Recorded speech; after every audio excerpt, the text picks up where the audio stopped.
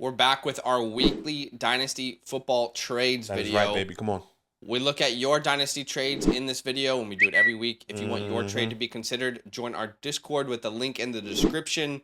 We got 5 trades to look at with you today, and they're your trades. Trades that are involving Josh Allen, Joe Burrow, Jerry Jeudy, Kirk Come on. Cousins, Come first on. round picks, Jamar Chase, Saquon Barkley, Ooh, Olave, sensei. CMC's in here, Waddle Okay. and St. Brown is in here. Keep going. Devonta Smith, Damian Something Pierce, special's happening. Allen Robinson, Mm. Rashad Bateman, Terry McLaurin. It's going to be a very, very good video, so stay with us. And as we go, why don't you guys comment and tell us where you stand on these videos. Drop a like, subscribe if you are, vibing with what we're doing here. First trade, shout out to Grind for Gold. He's always putting some really, really interesting trades in the Discord, so shout out to him. Shout out to him. Team 1 gets Josh Allen. Team 2 gets Kirk Cousins, Joe Burrow, Jerry Jeudy, a 23 first, a 23 second. Sheesh. It is not often that you see a player like Josh Allen moved.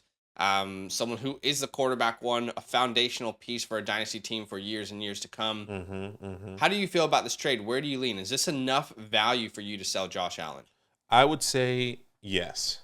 I love Joe Burrow. I love Jerry Jeudy. I love the 23 first, even the 23 second. I think my only question is Kirk Cousins. Right. Is this a one quarterback league? If this is a one quarterback league, I wish Kirk Cousins. Is Superflex. This is Superflex. It is Superflex. Is this confirmed? Yep. Okay. And so if it is Superflex, then I'm okay with Kirk Cousins. But if it was one quarterback, I would have been a little bit shaken. Like, why are we having Kirk Cousins and Joe Burrow? But if it's Superflex, great. Give me Kirk Cousins, a guy that's going to give me an even, 15, maybe 20 points. Has been top 12 quarterback the past couple years. And then Joe Burrow, had a great, phenomenal season this past year.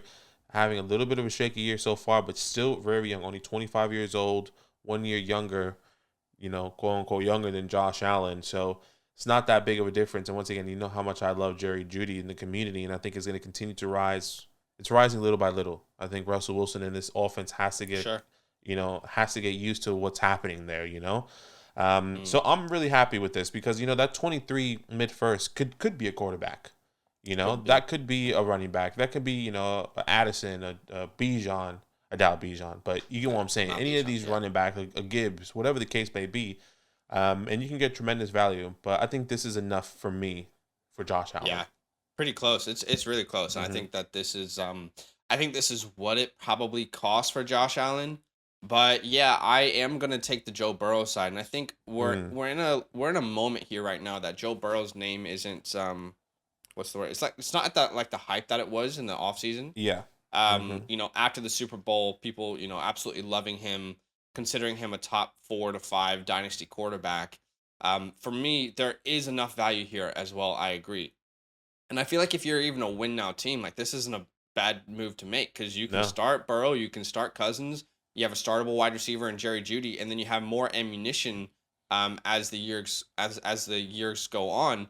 Yeah. So you can keep building that youth into your team, or you can use those first round picks to, kind of get more talent, more young talent to rock with on your way. So yeah, look, I'm team 2 here. This is probably what it costs for Josh Allen, but this is why we always say trading for Josh Allen is it's just unrealistic to trade for these top guys. It's just not a realistic thing to do.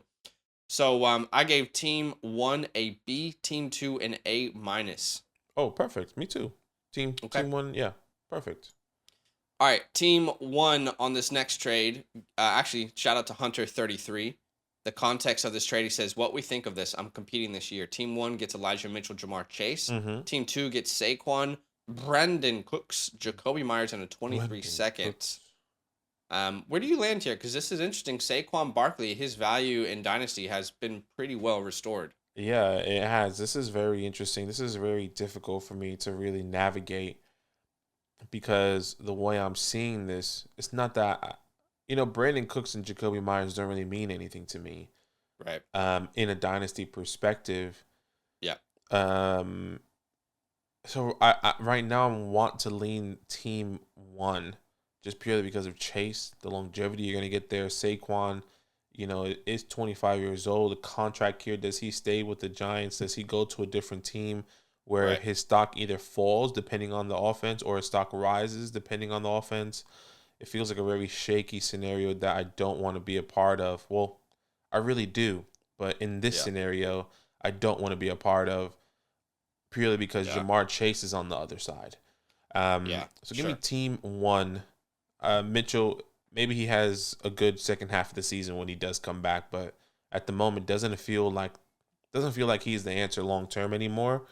Maybe just because we haven't seen him on the field. But I think that's like you have that many injuries. It's like, can you really ever pay someone like that? Probably not. Exactly. So give me Jamar Chase, still very young, 22 years old, still in the second year. I think he's going to continue to do great things and be a top Yeah.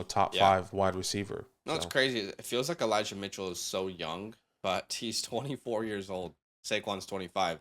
It feels Yeah. like Saquon's been in the league for like 10 years at this point. Obviously, he hasn't, but yeah, I'm gonna lean team one here as well. Um, the Saquon revival is incredible to see, but Jamar Chase is such a good buy low right now. And you're right, in Dynasty, with Cooks, it's good if you're competing because Cooks is a reliable flex option. Yeah. But Jacoby doesn't really mean much to me. And as always on this channel, we like to bet on wide receivers long term rather than running back. So I'll take Jamar Chase side here. I don't have much, investment in Mitchell in leagues, but Chase is someone that I think is a good buy low right now. Team one, I gave a B plus. Team two, I gave a B minus. It's close, but I'll take the Chase side. Yeah, team one, I gave a B plus, and team two, a B flat. If you want to compete, maybe you can take team two, but still love both sides. All right, this next trade is very, very interesting. Raiders for Life is Right. the person who submitted this trade, and the context is, which side would you guys take? Dynasty 2.5 tight end premium. So tight ends have a 2.5 points per reception premium. That's a Travis lot. Kelce and Mark Andrews must be like the gods. 100%. And if you face them, you're just gonna lose. That's actually wild. But team one gets Hayden Hurst, CMC, Olave. Team two gets Jalen Waddle and Amon-Ra St. Brown. So this is really, really interesting. I mean, players that there's 3 players here that I love. But where do you stand here? This is tough. Yeah.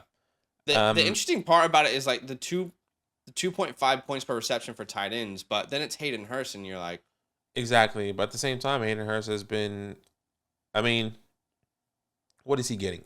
Like, what, 3 points?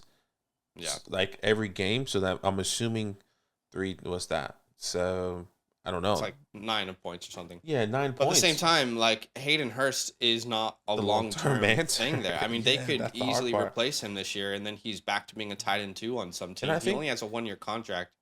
I guess I'll go first because like I'm very close on this trade.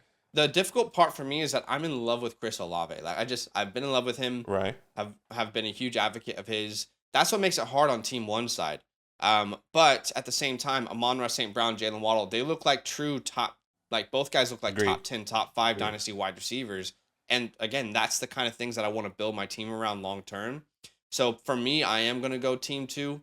It is close. I see the value. But if someone's making this trade and the premium for the tight end is pushing them over, Hayden isn't that tight end that I long term believe is gonna bring that return for you. Like he could very easily not be re-signed and then be a secondary tight end for someone next year. Not that he doesn't have the talent to be a tight end one, but it's like there's a couple good tight ends coming in. Maybe Cincinnati. We've seen some mock drafts where they are mocked Michael Mayer or some of these Washington. But Yeah.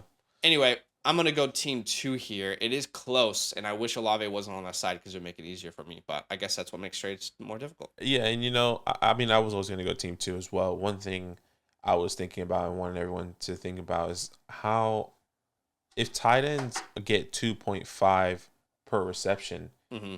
that means the lower tier tight ends could just be a value and enough for you if they can get 4 or 5 targets a game. Well, like for example, someone like a Daniel Bellinger that caught 3 of his targets this past week probably has more points than Hayden Hurst in the season right now. You get what I'm saying? Like it's weird. It's weird how it can Hayden pan caught out. that touchdown, but I get Yeah, he did catch the touchdown. But in a hypothetical sense, I feel like those lower guys can just be turned like really fast in this scenario. But yes, I am going team two. Great, guy in Chris Olave, CMC. not really rising or really falling, kind of just being there. But yeah, give me Waddle and St. Brown. I'll take team 2. I just did a little experiment, by the way, just to kind of see how this would have panned out last year. Can we remember how terrible Noah Fant was last year? Okay. Mm-hmm. Noah Fant, I just tried to find the tight end 12 last year in PPR formats. Noah Fant was the tight end 12 last year, averaging 9.9 points per game. He had 159 points on the season.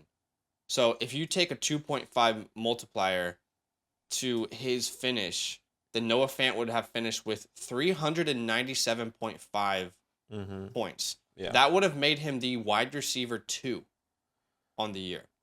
I struggle to understand how this league is functioning, genuinely. So let us know, if you're out there, Raiders, let us know how this league functions, because I feel like tight ends are super OP here. I'm going to give team 1 I was hovering around like a B+. Team 2, I just think is incredible. So I'm going to give them an A, just straight A. Yeah, mine's very similar. Team 1, I gave a B flat. In team 2, I gave it A-. All right, the next trade is from Gluten Freak. Shout out to you, brother, in one of our leagues. Gluten Freak.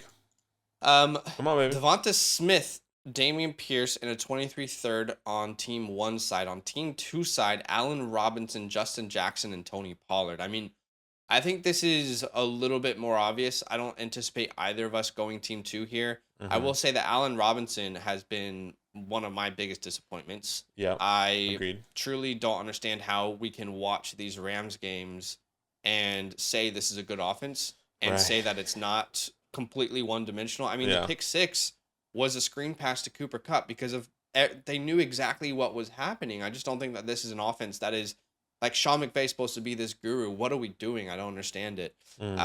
At the same time, Allen Robinson hasn't been incredible, so he's been a big letdown this year. This is team 1. This is easily team 1. Devonta Smith looks great. Damian Pierce looks great. Gluten Freak, he put quite a few trades in there. I just want to make sure we got one of them in there. But this is definitely team 1, and I don't think it's all that close. What do you think? Yeah, no doubt about it. You know how much I love Devonta Smith. Damian Pierce kind of taking off right now. I feel like you can get so much more value from Damian Pierce out of Allen Robinson right now. So Tony Pollard is not the long-term answer. And Justin Jackson? No, thank you. Yeah. All right. No, thank you. Team grades. I mean, look, this would be pretty one-sided. Team 1 would be like, an A. Team 2, I would say like a D. Honestly, I would say like a D plus territory at this point. Agree. All right. Trade number 5 from Killer Hawk. He says, decided to move off of Terry to get younger, especially with Washington's amount of pass catchers. Yep. So team 1 gets Rashad Bateman in a third. Team 2 gets Terry McLaurin in a third. A little bit more of a straight up deal, but where do you kind of sit on this trade? Yeah, I'm still going to take the Bateman side. I really like Lamar. I like what's happening there. He hasn't gotten into a stride with Bateman so far. He isn't getting the touches that we like. But another year with Terry and another year with a new quarterback, another year that's going to be coming in saying, okay, well, who's going to be the quarterback? Is it finally going to be a young quarterback where he can have some consistency, or they're just going to go and find the cheapest quarterback they can potentially find in the free agency? So give me Bateman and in the third, and let's just see what happens. Yeah, I'll never forgive the Washington fans who made me feel bad about being mad about Carson Wentz being our quarterback. They're like, come on, give him a chance. He's the best one. I'm like, you know what? I'm going to buy in. Like, you guys, you're the problem, not me. I'm just kidding. I fell into a trap. It's a trap. It's obviously Rashad Bateman. It was Bateman before the season for me. It's Bateman, even during the season. I don't think you could say anything otherwise. Rashad Bateman, extreme young talent. The issue is like consistency. I don't think either of these guys might be able to be consistent. If Terry gets a legit quarterback, that could be different. It's so weird that he's not even the highest targeted wide receiver. After he got that back, like why give him that money if he's not going to be targeted that way? So strange. But team 1, I gave a B plus. Team 2, I gave a C plus. So I'll go team 1 here. Yeah, team 1 B plus. Team 2, I just gave a C plus. B C flat kind of. Terry, man, I don't know. Yeah, it doesn't look good right now. Hey, it's looking good for you to get a quarterback right now. I'll tell you that much. It does look good for the NFL draft, and I would like to keep that going. What I would say though is I think Terry will be better. I do think Terry's going to be better this year. Like right now, he's been very, very bad. He will have better games. It will be on the up, but still, I'm going Bateman long term. All right, guys, why don't you comment down below? Let us know where you stand on these trades. You know, team 1 here, team 2, whatever, or trade 1, trade 2. And, you know, drop a like, subscribe, and huge love. Yo, what's good? Thanks for watching. We got a lot more videos. A lot more. If you want more videos, watch it. You can also subscribe right now if you want to. You need to. And lastly, don't forget that you can sign up to support the show and get exclusive content by going to patreon.com/FantasyLand fam.